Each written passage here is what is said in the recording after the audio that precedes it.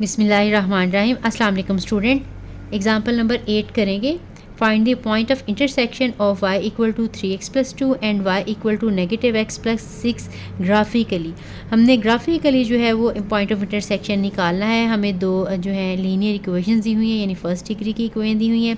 जब हम इनका ग्राफ ड्रॉ करते हैं फर्स्ट डिग्री की इक्वेशन का, तो वो हमेशा स्ट्रेट लाइन आता है। हमने ग्राफिकली ड्रॉ करना है, लेकिन आपने अगर ग्राफिकली ड्रॉ ना करना हो, वैसे हम इनका पॉइंट ऑफ इंटरसेक्शन कैसे फाइंड आउट करते हैं, इन दोनों इक्वेशंस को सॉल्व करके ये रफ में आपने करके देखना है, ताकि आपको पता चल जाए कि आपका आंसर ठीक है। आपने अगर ग्राफ गलत भी ड्रॉ किया होगा तो आपको अंदाज़ा हो जाएगा, फिर आप इसको ठीक कर लीजिएगा। ठीक है, ये रफ में किया है, आपने नहीं करना, आपने रफ साइड पे यानी क्वेश्चन के अंदर नहीं करना।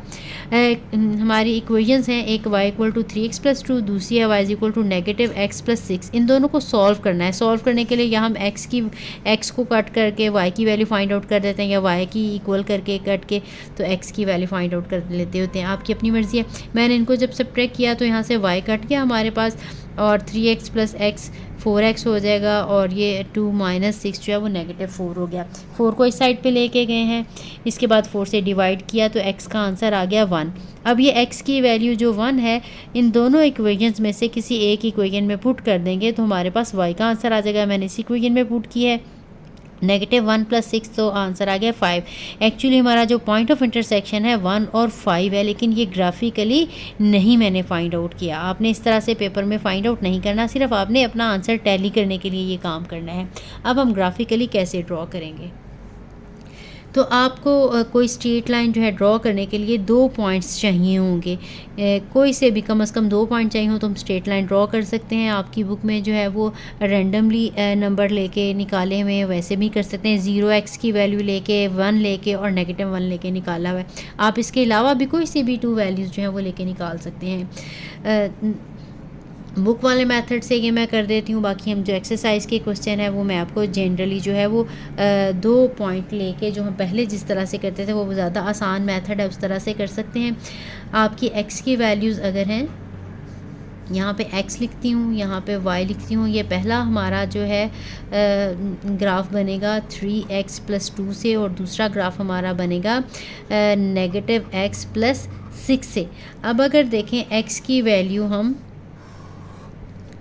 -1 रखते हैं, x की वैल्यू इस वाली लाइन में x की वैल्यू अगर हम -1 रखें, आप इसको जो है वो सॉल्व करके देख सकते हैं। यहाँ पे मैं आपको कर दे y = 3x की जगह पे -1 आपने लगा देना है, और +2, तो आ जाएगा -3 + 2, आंसर आ जाएगा -1। तो ये आंसर आ जाएगा -1। इसी तरह से यहाँ पे जब हम x की जगह पे -1 रखेंगे, -1 और -1 +1 हो जाएगा, 1 + 6, तो आंसर आ जाएगा 7। अब x की जगह पे अगर हम 0 रखें, इसकी जगह पे 0 रखें तो ये आंसर अकेला 2 आ जाएगा। यहाँ पे x की जगह पे 0 रखें तो ये आंसर 6 आ जाएगा।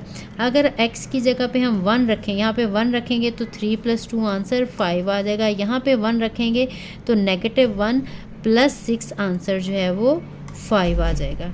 6, ठीक है। अब हमने क्या करना है, ये इनका ग्राफ ड्रॉ करना है।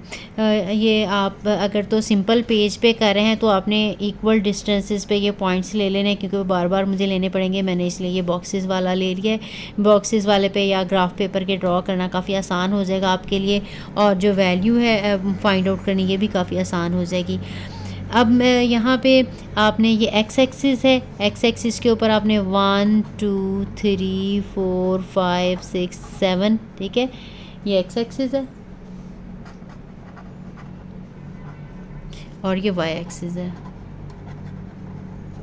y एक्सिस के ऊपर जो है वो भी आपने वैल्यूज़ यहाँ पे पॉजिटिव होंगी, 1 2 3 4 5 6 और 7, और यहाँ पे -1 -2 -3, ये x की नेगेटिव वैल्यूज़ हैं।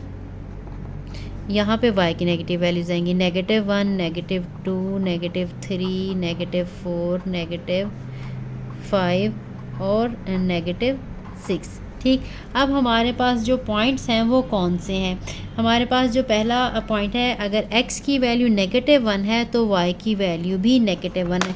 अब x की वैल्यू -1 ये है, y की वैल्यू -1, जहाँ पे ये दोनों ये वाली लाइनें मिलती हैं। इस पॉइंट को हम ये -1 और -1, -1 और -1, ठीक।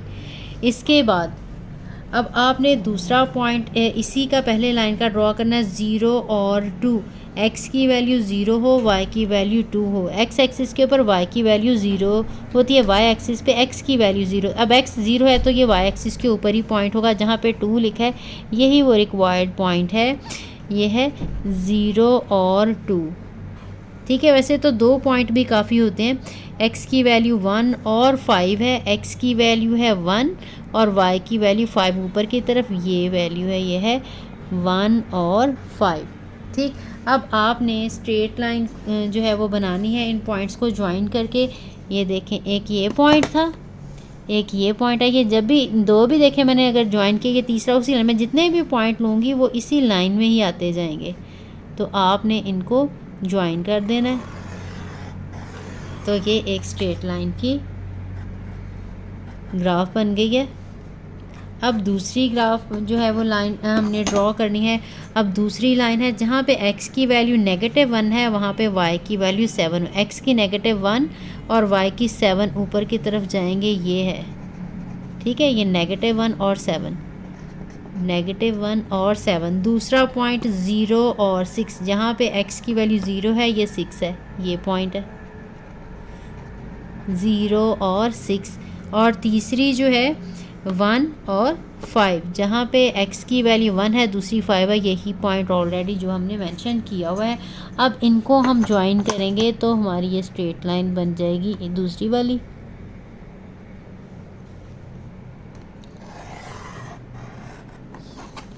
अब देखें, ये इनका पॉइंट ऑफ इंटरसेक्शन यही वाला बना है। ये पॉइंट इस लाइन पे भी आ रहा है, इस लाइन पे भी आ रहा है, यही दोनों का जो मुश्तरका पॉइंट है वही पॉइंट ऑफ इंटरसेक्शन कहलाता है। तो ये देखें, ये 1 और 5, ये पॉइंट हमने पहले 1 और 5, और देखें यही हमने पहले से निकाला हुआ था 1 और 5, इसलिए मैंने कहा था ये पहले निकालें, आपको आइडिया हो जाएगा कि आपका ग्राफ जो है वो सही बन रहा है या नहीं।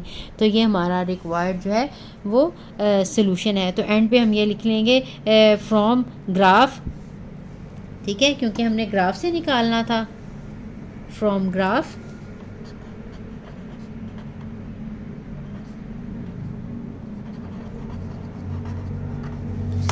We can see that point of intersection is